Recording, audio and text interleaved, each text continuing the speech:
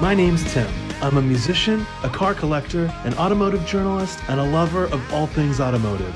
I've bought and sold collectible cars for 2 decades, and I hope my experiences and my point of view helps you find the car of your dreams.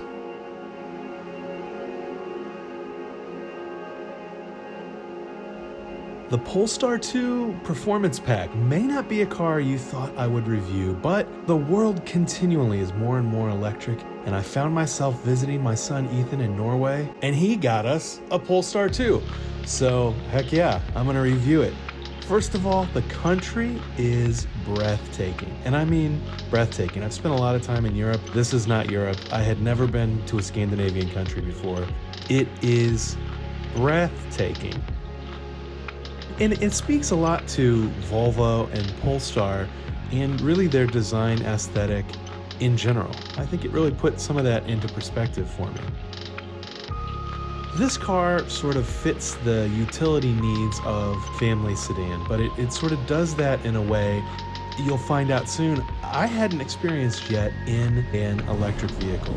And that is that it's like a car that you would drive, a performance car. It isn't a transportation appliance, which is what I've come to call this new raft of electric cars. First of all, this design studio, which is much like the Polestar design studios that we have here in the States. I loved being there. Everyone was so kind, very knowledgeable about the cars. And the car designs, honestly, it is like a total logical progression from Volvo. Like if you like Volvos, I think these Polestar vehicles are going to really work for you. And this Polestar 2 Performance Pack car really kind of ups the ante with bringing in things that are sort of hallmarks of actual performance cars that we like steering feedback, like a pointy nose, good, tight turn in, and great brakes.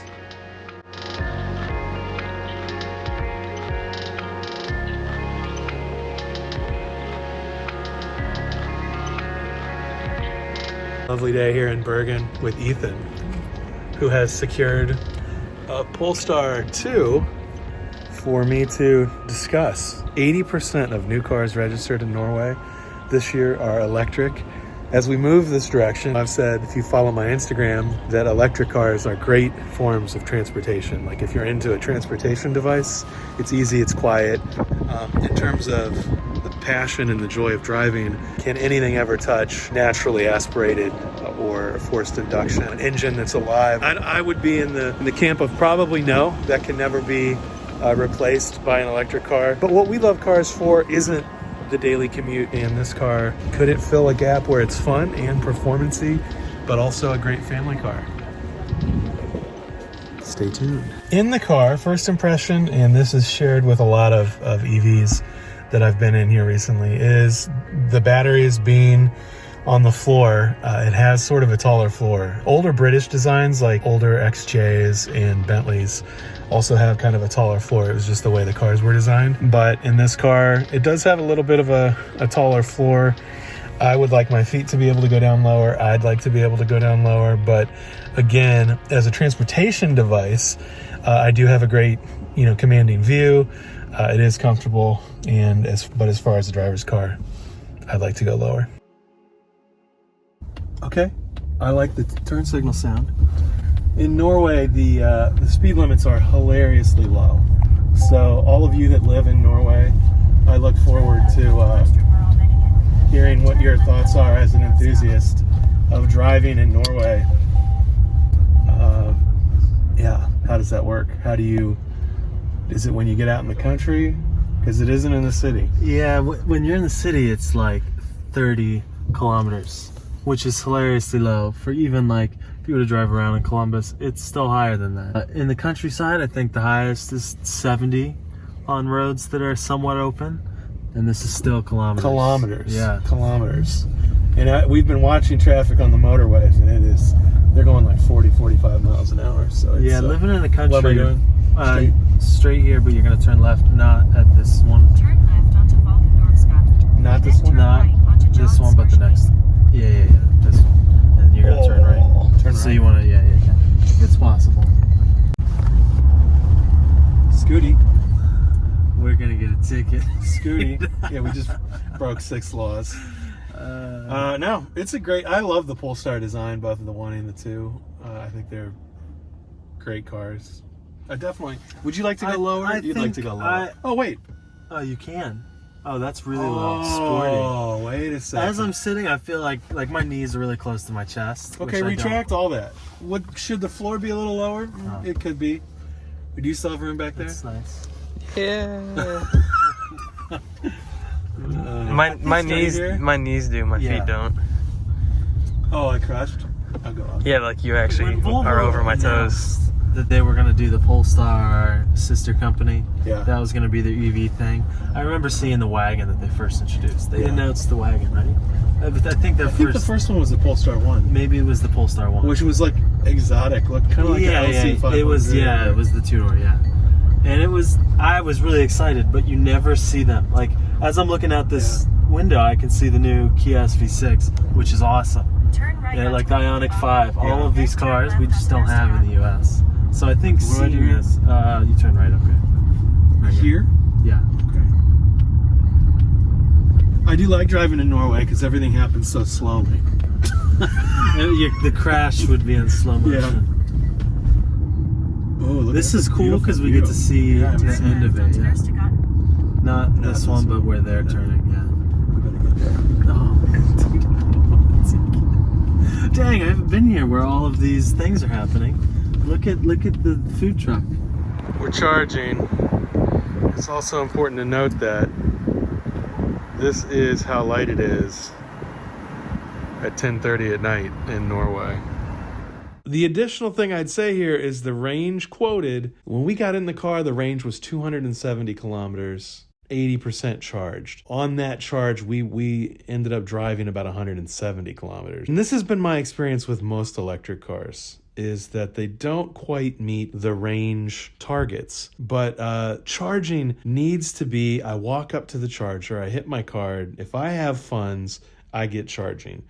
Now that's not taking anything away from this Polestar 2 performance pack because the performance is there. The brakes are amazing. The Ohlins dampers are amazing. You're talking 476 horsepower, 0 to 60 in 4.2 seconds, at least. I mean, it feels way quicker than that. It's sort of the first time that I feel like an electric car could also be my performance car. The gripe here isn't even necessarily with Polestar or even electric cars. It's that this charging infrastructure is so fragmented. Polestar has built an unbelievable car, a car that turns in well despite hefty weight, a car that accelerates no matter what mile per hour you're currently at. You know, it's got that electric elastic band torque thing going for it. More than that, there's not like a weird sacrifice in the way that, you know, when you drive other cars, you know, it's an appliance. This didn't feel like an appliance. It feels like a car. And that's what's beautiful about this car.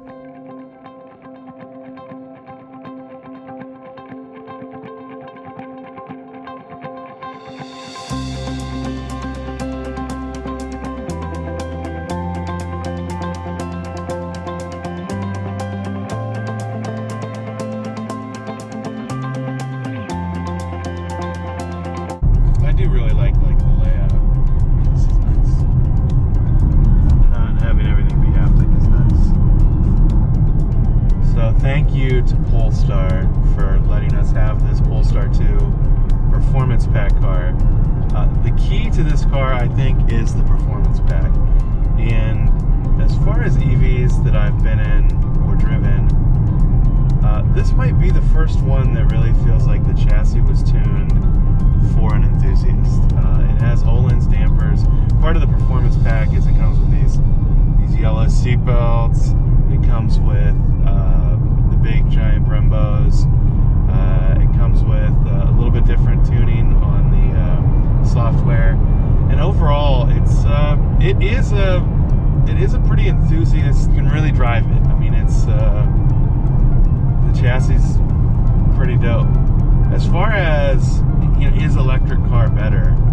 You know, this video won't answer that. I mean, I think to me, still definitely no. Certainly, as far as enthusiast driving experience, as far as appliance, I think a lot of electric cars, just if all you do is commute, then electric cars in general are pretty great. did run into, and maybe wouldn't have been so much of an issue. Norway has 80%, as I mentioned, adoption of electric cars. Over 80% of the cars sold last year were EVs. So even if that number was 50%, that's shocking. It's a crazy amount. And they do have a lot of chargers, whereas in the States, unless it's a Tesla, the charging network is not great. One thing we did run into, and you would think in Norway this wouldn't be an issue, there's literally chargers everywhere. You would think that you could just walk up, put a card on, and charge your car. It is not that way. Each one of these little charging areas is locked to a specific vendor. You have to have their app. You have to have, it's very specific. And which would be fine, except it isn't, because in Norway, you have to be a Norway resident to interact, to even have the app. So luckily, we have friends in Norway that we were able to, basically get the secret text message, get the app signed up. And so, a couple things there. One, if this is truly going to be, the future, and I say this especially in the United States, you have to be able to walk up to this, drive up to the charger, plug your car in, hit your card, and it's charging. It should be that easy. Additionally, you should be able to select the rate of charge. We were at one of the higher rate of charge stations, and the first little bit of charge was at the highest rate, and then it bogged like crazy, and it wasn't even to sort of satiate the battery's requirements, and it took close to an hour to get what was effectively half of a charge. Now that's fine, but when we got in the car, it had 270 kilometers range. We drove about 160 kilometers, some spirited, most not spirited. Again, the speed limits in Norway are exceptionally low. Where we're driving right now, I'm actually going to over, which no one does, and it's 50 kilometers per hour on a road that's an actual road. It's not like a one lane or something crazy. The motorway is 70 or 80 kilometers per hour. I mean, slow.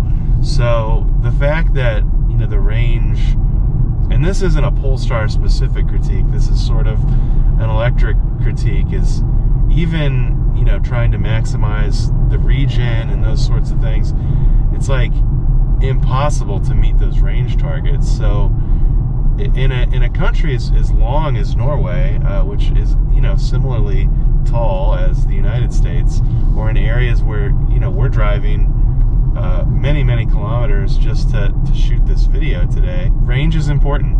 Ease of charge is super important.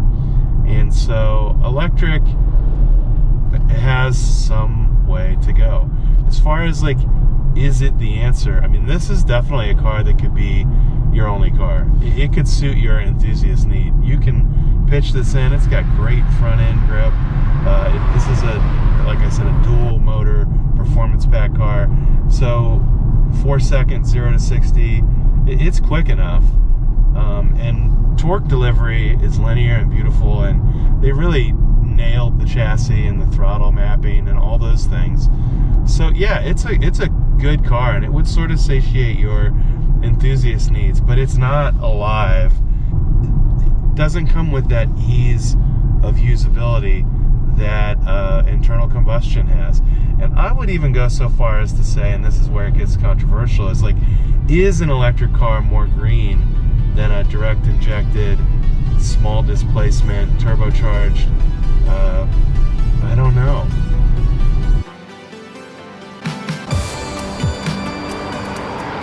My takeaway is just how thankful I am to have been able to spend this time in Norway with my two sons, just enjoying the beauty of nature. I mean, we walked 72 miles in 8 days, and it was so nice to have this Polestar 2 performance pack to be able to see the countryside in. Polestar has done something that I wasn't sure could happen, and that is to make a car that I actually like. I don't want to replace a 911 with a Taycan. And right now it seems like so many manufacturers are obsessed with 0 to 60 in 1 second and quarter mile in 8 seconds. And I think it's possible that the Polestar 2 and even the Polestar 1 already are the best electric cars that enthusiasts can buy. I don't want a transportation appliance that is the Tesla. When it comes to enthusiast driving, I still want internal combustion, exhaust pops, and diverter valve flutter, and turbo spools, and all that stuff. But if I have to have a commuter that also is a performance car, I think they've hit the nail on the head.